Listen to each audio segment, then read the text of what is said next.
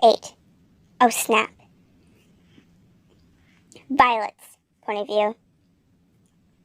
Hello? I yelled from downstairs. Where is everyone? Today Jared and I woke up. He said he'll be taking a shower and told me not to leave at all. But I'm confused. No one is in sight. Jeff, you there? I shouted as I descended the stairs. Silence replied to me. Masky, hoodie, everyone is gone. The only sound I hear is the sound of Jared humming as he takes a shower upstairs. Guys, I called out once again. Suddenly I hear thundering on the ground like paws. And out of the blue came Smile. Smile still scares me, but not so much anymore. He greeted me with a bark and licked my hand. Hey, buddy. Where is everyone? I asked him, as if he could talk. He only whimpered as a response. I went to the living room, only to be disappointed to see there was no one there. Where are they? I murmured to Smile. My thought was disputed when I heard the back door open and close. No, more like a slam. My ears then heard footsteps coming closer and closer to the living room. Finally, a woman in a black dress was revealed. Hey, you guys, she said, but was cut off when she saw me. She stared at me like I was candy. She had big black eyes and white skin and black lips. Her hair was below her shoulders and had black curls at the end. In one hand, she was holding a knife. Who is she? Is she a friend? Possibly a creepypasta? In a way, she reminded me a lot of Jeff. She brought the knife to her face and stroked it. I haven't killed in a while, she cooed. Smile stood in front of me in a protective stance and started growling at the woman, baring his teeth. There was a shock in her eyes. Get out of the way, she said before lunging at me. It was really unexpected and shifted. But fortunately, I moved out of the way. She tripped over Smile, causing him to yelp. She ran to me again and made another attempt. I don't know how, but I mustered up some courage to apparently grab her hand and knock the knife out. Smile picked it up and ran before she could. And again, she stood shocked. All of a sudden, she pushed me and yanked my hair as she let out a chuckle. She was a second Rebecca. No. It's as if she was Rebecca. By the time I'm done with you, your screwed up and pathetic parents won't even notice, she spat in my face. And that's when I snapped. Well, I didn't snap like I lost my sanity. I snapped as in I gathered courage. I pushed her and wrapped my hands around her neck.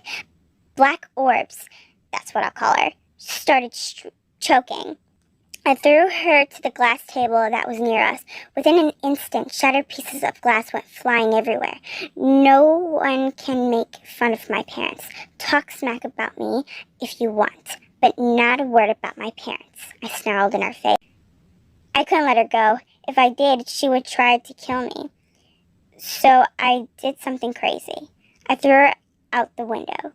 I then heard a familiar voice say, "Holy crap," from outside. I walked outside, a little bit wimpily. There was a pain in my head, and my feet hurt from the glass. You threw me out the window, she muttered. I looked around me and saw everyone outside. Jeff, Sunny, Ben, everyone. What the hell? Masky exclaimed. What'd I miss? Hoodie said. Oh my goodness, now what happened here? Said Splendy.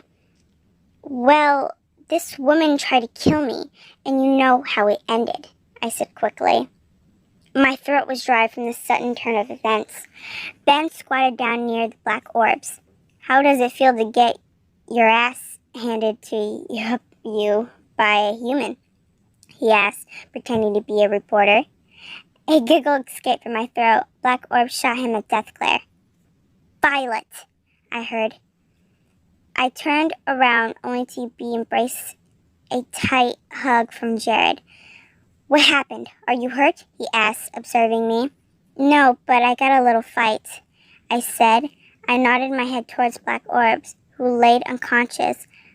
Good girl has gone bad, Jack said. Oh my gosh, so there is a fighter in you, Jeff said. He came to me and hugged me. Girl, you better not be hurt, 'cause if Jane hurt you, then I swear, Jeff said, clenching his fist. Jane? Is that her name? I asked. It suited her. Jeff nodded his head. Time skip. I'm sorry, Slendy. I apologized to Slendy.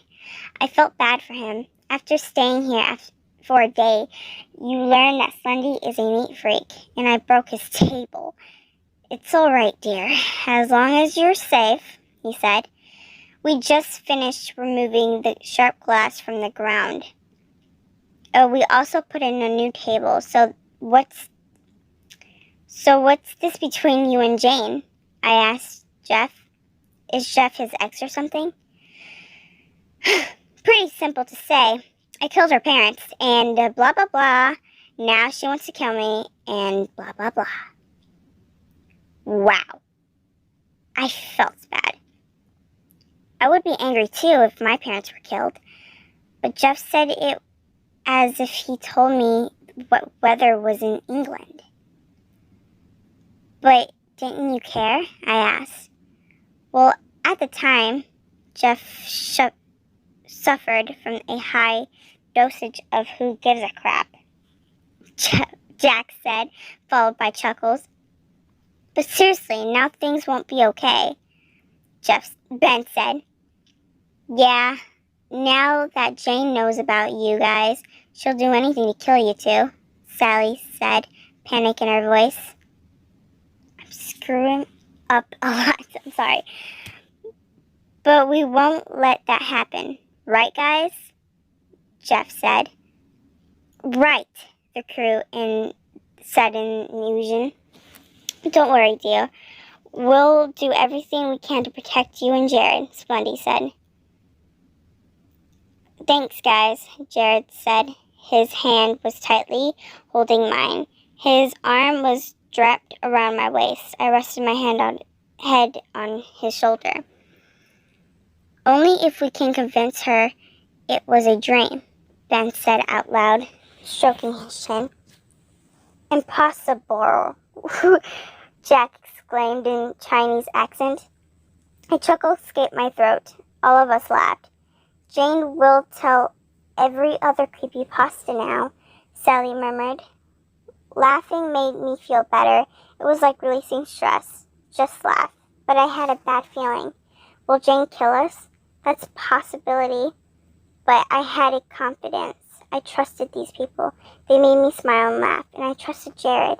He would never let anything happen to me. He loved me. I love you, I told Jared in his ear.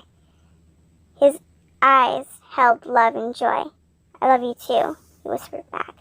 I feel bad for you, bro, I heard Ben whisper to Jeff, who was a bit angry at us. Don't worry, Jeff. I love you too. As a friend, I told him. His permanent smile grew wider as he ran and hugged me. I slowly hugged him back. He was a great friend indeed, and Jared was so nice, allowing Jeff to hug me. I pulled away. Can we eat now? Killing makes me hungry, Sally whined. Of course, Slendy said as he approached the kitchen. Do you mind if I help? I asked Slendy. He thought for a moment before answering. Dearest, you are a guest. You don't need to. But I would like to, if that's okay. Okay, make whatever you please, he said. The bad feeling was sticking to my chest like an octopus.